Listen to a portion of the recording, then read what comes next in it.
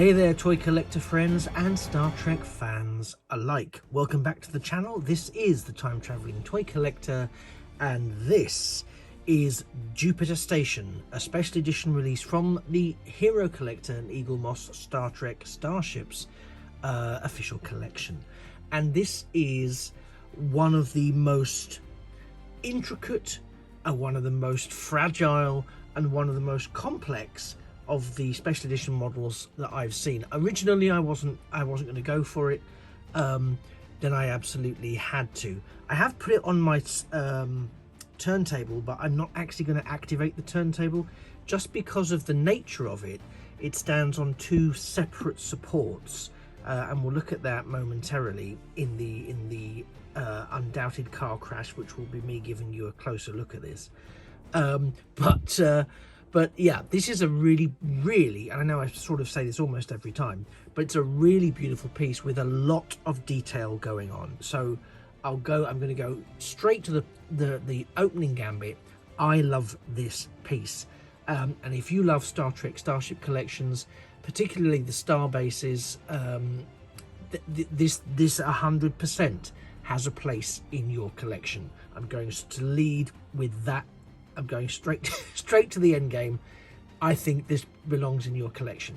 You of course, you know, that's my opinion. You may disagree, and at the end of this little appreciation of the model, you're more than welcome to let me know you disagree and you don't want it. That's fine, don't mind. But as we're kicking off, if you do find it of interest and do find it of use in making a decision either way, do hit the like button. It really helps, and also possibly subscribe to the channel and turn on those notifications so you never miss a future video. There are quite a lot of exciting things coming up, including much more from Battlestar Galactica, which I've recently started, and a lot more of the newly released Transformers, which I'm very excited to have a look at. Anyway, that's for the future and elsewhere. This is the here and the now. So I am going to manually rotate this just so you get a chance, before I start zooming in, to get a really good look at this particularly complex design.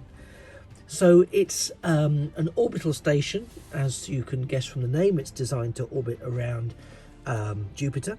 It's the home, the erstwhile home of Dr Zimmerman, creator of the EMH program, amongst other things. And it essentially has a lot of design elements that are familiar. It has 6 saucer sections comprising the main bulk of the station, and they're reminiscent really of some of the starships we've seen on screen, and indeed in some of the models already released. There's also a hint, when we look at it from below, of sort of a space dock vibe. There's a bit of a space dock feel in terms of some of the lighting and some of the detailing on the structure of the saucer sections that comprise those 2 primary elements. We have segments at the top that are antenna-ish, but also do look a little bit possibly like they've got some habitable sections. I'm looking particularly at those orbs that we can see here on both sides. We've also got some massive sensor arrays, energy collection units here that jut out from the side, and you can just see from this angle here how large, and by default how expansive and fragile, frankly, this is. I'm going to zoom into the top bit for now, and we will talk a little more about the bottom in a second. But the detailing on these saucers is beautiful. Now, it may not be, smash into everything in my enthusiasm, it may not be the 100% screen accurate that we would like, but you can see there the raised platform, the raised points that are literally jutting up and out of the saucer section there. That's some real beautiful surface detailing, as well as all the more familiar segments that you can see, including all of the windows, etc. We also have the Jupiter Station logo, as well as the United Federation of Planets logo making an appearance. And now I'm going to just try to angle that slightly better. I'll see what this looks like in camera in a second. I'm going to pan down on this level of zoom so you can see what it looks like below that aspect. And as you can see, that's what it looks like. That's a little bit disappointing here. This end point was bent in the packaging. I will say the packaging was particularly ambitious in terms of the foam packaging to keep it safe. Alas, we did have a minor casualty, but it's a little bit of a bend, nothing I can't live with and won't try to straighten out. But here we have these lower pylons, and they're very much reminiscent to me, a bit of Bespin Cloud City from Empire Strikes Back, for example. But of course, what this means is the centre of gravity, which is normally where you'd see the support for the starship or the starbase, doesn't exist because of the complexities of the central connecting elements here between the main aspects of the base, and of course these extended and quite lengthy pylons here. So it's actually these pylons that provide us with the point at which we have the connectors, which is going to make picking it up more challenging than usual. And as you regular viewers will know, I find that challenging enough, quite frankly. I'm going to zoom in a little bit before I try doing anything manually. They are the same, so I'm going to sort of turn it slightly to give us the opportunity to keep one in focus, and we'll work with that one. Thank you very much. But you can see here what looks like some large tanks, possibly part of the air recycling to ensure that the environment is hospitable. I don't know, I'm making that up. Somebody will know far greater than I what that actually represents.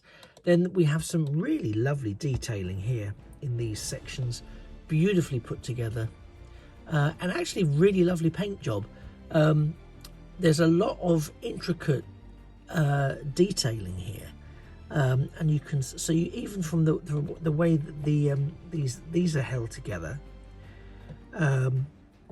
the way the pylon is structured and painted, there's the metallic silver, chrome elements suggested, the sort of standard starship colorization that we have that's very familiar to us with our standard Starfleet vessels and vehicles, and it's a very intricate and beautiful model. And I'm quite zoomed in there, so I think what I'll do is, whilst I'm in, I'll rotate it one more time for you so you can have a good look.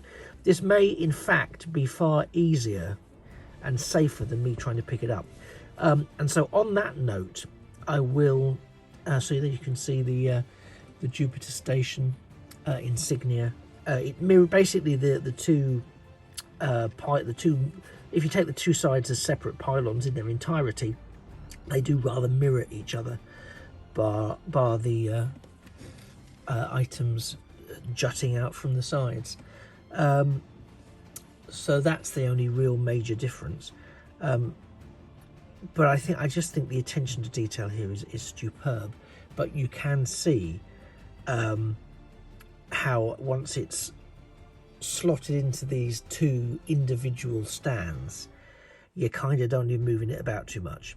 It didn't cause me any problems in terms of setting it up to be photographed, and I'll put some photos of it against a star field at the end of the video, so you can get a sense of what it looks like, with a bit of additional mood lighting and a bit of a more atmospheric background rather than the sort of clinical review station background.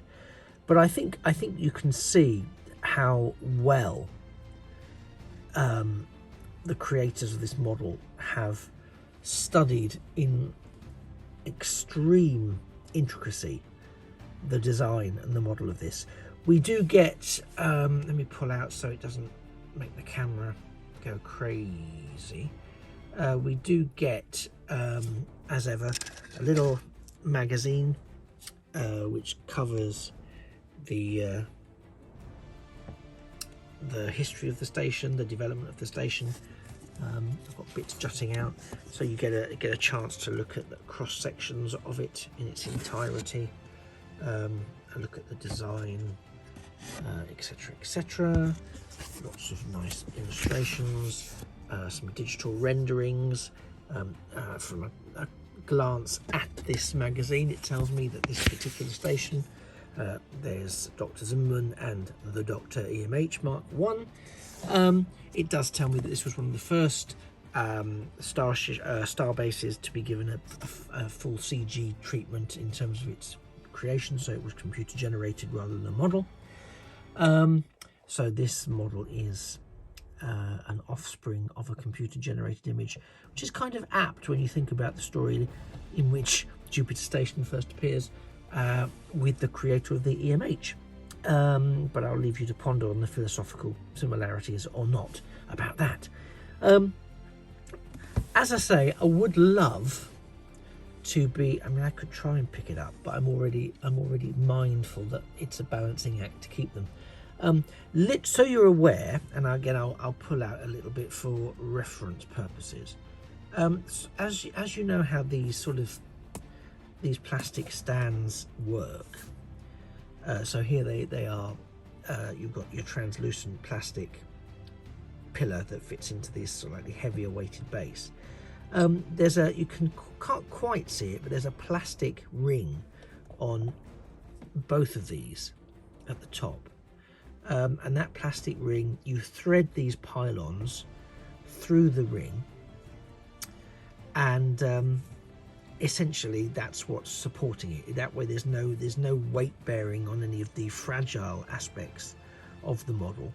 However, there are a lot of fragile aspects of the model, so I think if you do collect it and don't have a safe place to store it straight away, you might want to say, once you've had a look at it and admired it, you might want to save it in its rather protective packaging, because that will keep it safe. And then once you do have somewhere to keep it, make sure I would suggest you make it somewhere static, so that you don't have the risk of having to move it, including cleaning it. So, you know, if you need to dust, if it's somewhere where dust can get to or pet hairs can get to, you may want to consider ensuring that you don't have to take it down to clean it or give it a little dust. You might want to make sure it's on easy access level rather than too high up. Just my advice. Similarly, as with the majority of the Starship models, you know already, though I'm going to say this, it isn't a toy. It looks fantastic. It scales well. It scales well with other bases, I think. I think less so with Starships perhaps, but it does share the design similarities in so much as this is a fragile piece of work. So again, be careful, handle it with care, and it will respect you. Be a little too rough with it, it will be broken very quickly. And there's such thin connectors, and I'm thinking particularly on these lower pylons as well as these extending sensor areas here, that if they snap off, there's not an awful lot of easy manual repair. So if you're somebody that's handy with glue to put things back together again, I admire your skills, but there's very little to work with, so your skills will be significantly challenged to achieve that outcome. I'm not saying you can't do it, I'm sure you're very gifted, but I would try to avoid being in the situation where you need to explore that as an option. So here we have the Jupiter station from Hero Collector, from the USS Voyager series. It's very newly released, so I'm very excited to be able to give you a little show of it here. What I may do is, I'm just debating because I'm very conscious I've not been able to sort of pick it up and let you see it. I'm going to do some photos which will hopefully give you a chance to see some of the various angles, such as some top elevation and maybe a little from below, because I do think it's a really nice piece. But I'm just mindful that I don't want to do anything that's going to potentially damage it. So give me 2 seconds, and we're going to go hands-free. I'm gonna risk a different approach. So don't touch that dial. Okay, so in a change to the normal approach, I'm going well, I was going to say hands-free, but technically I'm going actively handsy rather than hands-free, so that I can do a bit of a pan around manually, so that you can see all the various different angles. It won't be as good as what I would like to have done if I could pick it up, but personally I don't want to take the risk. You can see there what I meant about it being reminiscent of Space Dock. If you get sort of underneath there, and you can sort of pan upwards to see what you're working with. Meanwhile, and then you can see the interlinking sections there as well, of the source and how it's of the saucers and how they structure together. There's the tank. That's a full pan of the slightly wonky pylon. So there you go. You can have a good look at that, and it follows all the way up to the very tippy tip top. And again, from a close-up perspective, you can really see that structure and that surface design that we get here. I think that's truly impressive. And of course it's mirrored over here, and you can see the complexity and the fragility of some of those interconnecting areas there, and the energy collectors and the sensors attached to these outreaching and expansive pylons. So there, I do hope that was useful, and that gave you a bit more of an up close and personal insight into this particular model. Again, if this is something that interests you, by all means check it out at the Hero Collector shop online, where you can order it. It's a special edition scale. If it was, as I mentioned earlier, useful for you, please hit the like if you fancy it, or even if you've now had a good look at it and think, it's not for me. If I was able to be instrumental in either of those decisions, smash that like button. I'll be really grateful. You have been a fantastic audience member. Thank you very much for watching to the end and spending the last 17 or so minutes with me.